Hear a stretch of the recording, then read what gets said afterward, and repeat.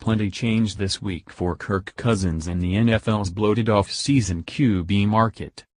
The dynamics of the market changed considerably this week for Kirk Cousins and others who could be part of the NFL's league-wide quarterback reshuffling this coming off-season.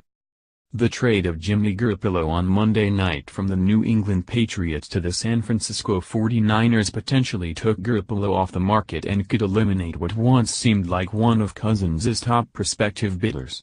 The failure of the Cleveland Browns to complete their near deal with the Cincinnati Bengals for AJ McCarron by Tuesday afternoon's trading deadline kept McCarron on the market and preserved the Browns' status as one of the teams most desperately in need of quarterback help.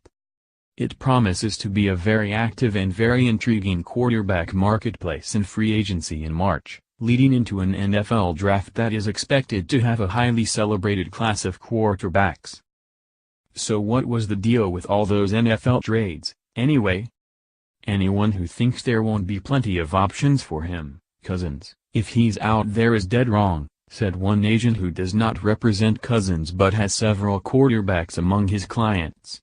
There is going to be a lot happening and there could be a lot of movement. Cousins is eligible for unrestricted free agency once more this coming off-season after being franchise tagged twice by the Washington Redskins. A third tag might be cost-prohibitive for the Redskins, creating the possibility that Cousins actually might be allowed to hit the market after a string of productive seasons. It's rare for an accomplished NFL quarterback in his prime and without a major injury issue to make it to free agency. But Cousins has worked the system to his benefit and has created a unique set of circumstances for himself. That's why the Garoppolo trade mattered so much to him. With Cousins having maneuvered himself into a position in which he potentially could both command a huge contract and choose the situation that suits him best, losing San Francisco as a prospective landing spot could end up being a game-changer. The Niners are coached by Kyle Shanahan, who was the offensive coordinator in D.C. when the Redskins drafted Cousins. It's not certain that Garoppolo will remain with the 49ers long-term.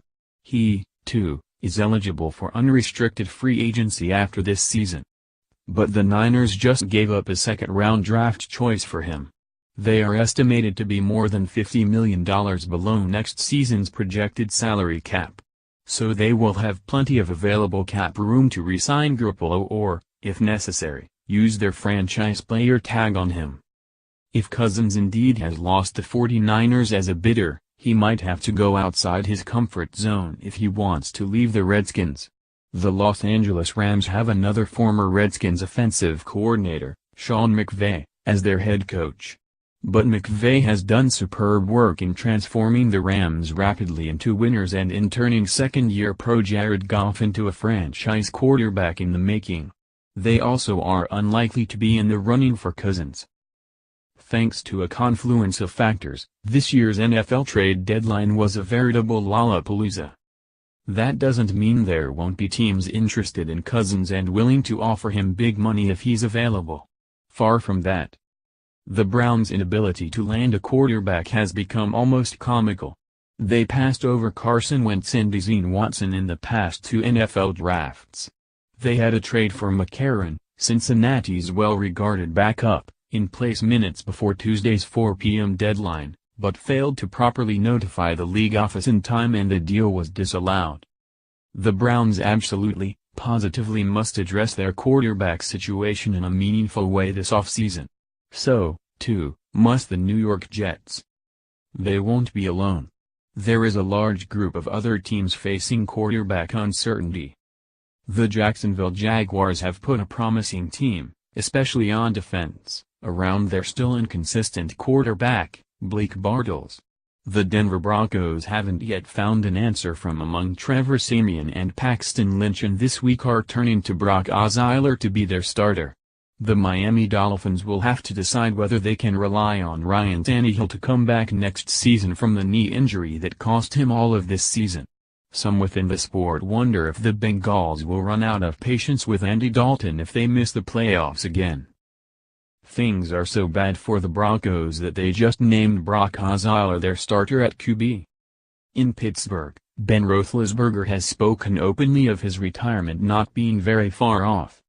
The future of the Arizona Cardinals' Carson Palmer is uncertain as he heals from a broken left arm. It has been a miserable season for the New York Giants and Eli Manning. Philip Rivers and the Chargers have not exactly thrived in the first season in Los Angeles.